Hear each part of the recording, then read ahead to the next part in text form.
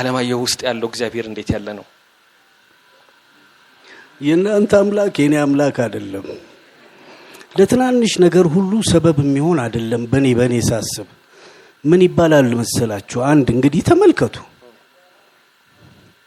እግዚአብሔር ሲቆጣ በዝናብ ዳሽ አመጣ።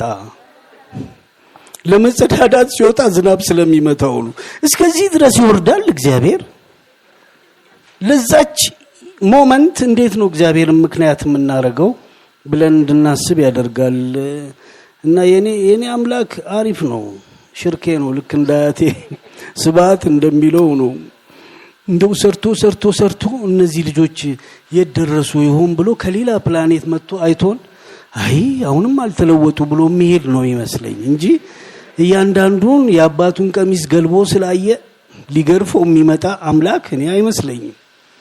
በዚህ ላይ ደግሞ ልክ ማነው ያፈላስፋው እንዳለው እቺ ኢመንት ለሆነች ህይወት 70-80 ለሆነች ኢመንት እድሜ ልክ እሳት ውስጥ ሲከት አያቴ እንዳሉት በረዶ ውስጥ ሲያመላልስ የሚውል ሪዲኪለስ የሆነ አምላክ ይኖራል ብዬ አላምንም። ግን ከዛ በላይ የማስበው ምንድነው እግዚአብሔር አምላክ በአምሳሉ ፈጠረን ብለን እናስባለን አይደል? ግን እኛ ነን በአምሳላችን እግዚአብሔርን የፈጠርነው። ክፉ ከሆነን እግዚአብሔር ክፉ ነው። ቅድም እንዳለው የጎርኪ መጽሐፍ ላይ የምታዩት እሱ ነው። መንፈስህ ክፉ ከሆነ እግዚአብሔር ክፉ ሆኖ ይታያል። መንፈስህ ደግ ከሆነ ደግሞ ደግ አምላክ ይሆናል። የጎርኪ ሴት አያት እንደሚሉት ነው። አይ አንተ ደግሞ ምንድነው ምድርን በፍል ውሃ ካጠፋ በኋላ ማርያም በዛ ጋር ስታልፍ ምድሩ ሁሉ መክኗል እንዴ ምን ሆኖ ነው ብላ ጠየቀች ማርያም። እንግዲህ እሳቸው ትርክት ነው።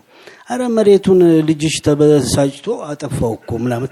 አይ እሱ ደግሞ ያበዛዋል እንደው ብላ በቅርጫት ከያዘችው ዘር ላይ ዘራ አርጋ ሄደች።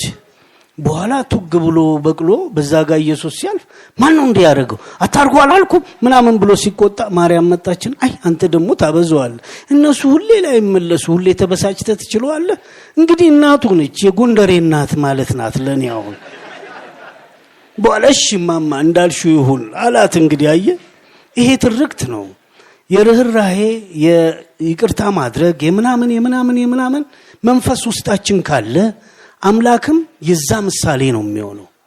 ውስጣችን ክፉ ከሆነ የሚገርፍ ከሆነ በእሳት የሚያቃጥል ከሆነ ያ ህንድ ፊልም ላይ እንደሚታየው እጅ አስረን የምናሰቃይ ከሆነ የኛ አምላክ ያንን ሪፕሬዘንት ያደርጋል።